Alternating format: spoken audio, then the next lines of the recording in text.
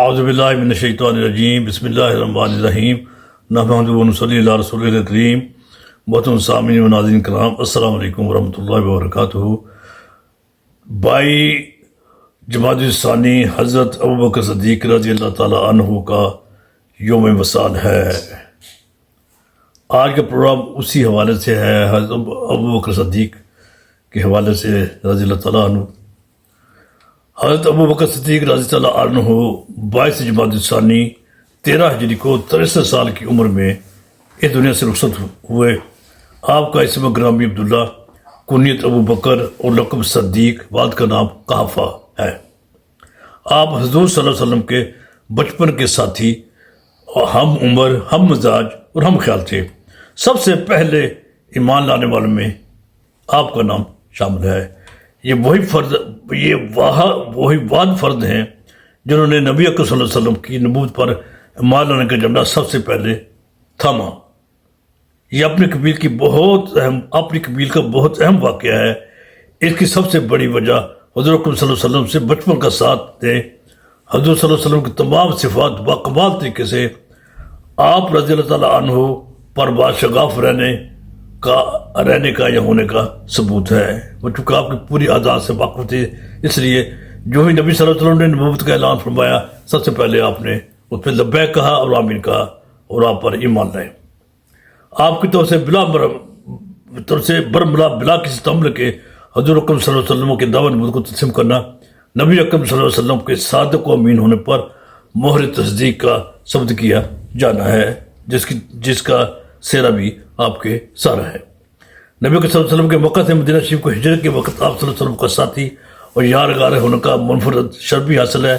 حضور صلی اللہ علیہ وسلم کی زندگی میں حضور صلی اللہ علیہ وسلم کے حکم کے مطابق امامت کرنے کے علاوہ مسلمانوں کا خلیفہ اول ہونا بھی آپ کا نصیب ٹھہرا۔ آپ صلی اللہ علیہ وسلم کو ام المومنین حضرت عائشہ صدیقہ رضی اللہ عنہا کا والد اور مردوں میں رسول اکرم صلی اللہ علیہ وسلم کی سب سے زیادہ قوت لیے ہونے والا دوست ہونا بھی آپ کا مقدر بنا۔ بچپن سے سنگت، اسلام پھیلانے والا اولین ساتھی، ہجرت کا ساتھی، قبر میں قربت کا ساتھی، رسول اللہ صلی اللہ علیہ وسلم کی موجودگی میں امامت کا ساتھی، رسول اللہ صلی اللہ علیہ وسلم کی زوج مطہرہ سیدہ عائشہ صدیقہ ام المومنین کے والد ماجد ہونے کے حوالے سے رسول اللہ صلی اللہ علیہ وسلم کے رفیق اور آخر کا ساتھی، حتیٰ کہ عمر رفیق کے اعتبار سے بھی حضور صلی اللہ علیہ وسلم کا ساتھی۔ آپ کی چاند کے حساب سے عمر 63 برس تھی اور حضرت ابوبکر صدیق رضی اللہ تعالیٰ عنہ کی عمر بھی 63 سال رہی۔ کیا یہ صدیقین کا منفرد اعزاز رب العزت کی مشیت و منشا کو شامل نہیں؟ یقیناً شامل ہے۔ نبی اکرم صلی اللہ علیہ وسلم کے والد ماجد کا اسم گرامی عبداللہ اور حضرت صدیق ابوبکر کا اپنا نام عبداللہ۔ سبحان اللہ، یہاں بھی یکسانیت پائی جاتی ہے کہ آپ کے نبی اکرم کے والد کا نام عبداللہ تھا اور حضرت ابوبکر صدیق کے اپنا نام عبداللہ تھا۔ رفاقت و صداقت کی اس سے بہتر مثال نہیں مل سکتی۔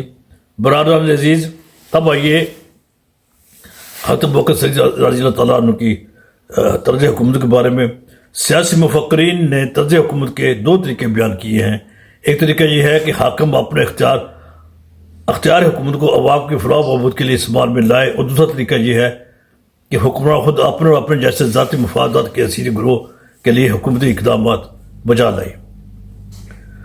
الحمدللہ حضرت ابوبکر صدیق نے اہل سیاست کے تسلیم شدہ پہلے اصول حکمرانی کو مکمل توجہ اور تمام تر ذاتی مفادات سے بالاتر ہو کر عامت الناس کی فلاح و بہبود کے لیے استعمال کیا، اور کچھ اس طرح فرمایا کہ بقول خلیفہ ثانی حضرت عمر فاروق رضی اللہ تعالیٰ عنہ حضرت ابوبکر صدیق سے، انہوں نے حضرت ابو صدیق سے کہا کہ آپ نے بحیثیت امیر المومنین خدمت عوام، دیانت و امانت، فقر و فاقہ اور درویشانہ زندگی گزارنے کے کر اپنے بعد میں آنے والوں کے لیے مشکلات پیدا کر دیں۔ یہ اعتراف تھا حضرت عمر فاروق رضی اللہ تعالیٰ عنہ کا، جو خلیفہ ثانی تھے۔ اسلام کے استحکام کے لیے حضور کے وصال کے بعد نبی اکرم صلی اللہ علیہ وسلم کی زندگی میں حضرت اسامہ رضی اللہ تعالیٰ عنہ کے زیر قیادت اسلامی لشکر کی روانگی کو صحابہ کرام رضوان اللہ علیہم اجمعین کی تجویز پر ذاتی طور پر روکے جانے کو مسترد کر دیا ہے۔ یہ بھی آپ کا کارنامہ ہے۔ ابا کے دوہرا اعلان فرمایا کہ اگر مدینہ منورہ کو ہر طرف سے دشمن گھیرے میں بھی لے لیں، میں تب بھی اس لشکر